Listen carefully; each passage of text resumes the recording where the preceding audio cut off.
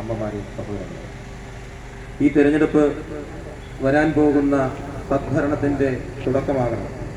അതുകൊണ്ട് തന്നെ തിരഞ്ഞെടുക്കപ്പെടുന്നവർ UDFിൻ്റെ സാരഥികളായിരിക്കണമെന്ന് പൊതുസമൂഹത്തിന് നിർബന്ധമുണ്ടാകും എന്നാണ് എനിക്ക് പറയുവാനുള്ളത്.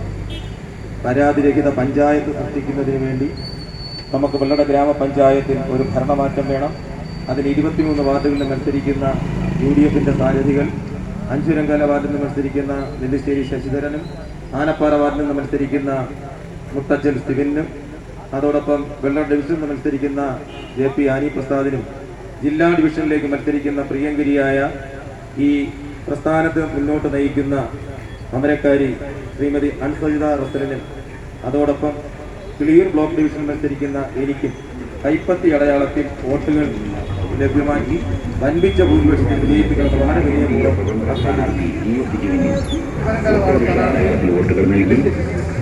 വൻപിച്ച ഭൂരിപക്ഷത്തോടെ വിജയിപ്പിക്കുക. ഏറ്റവും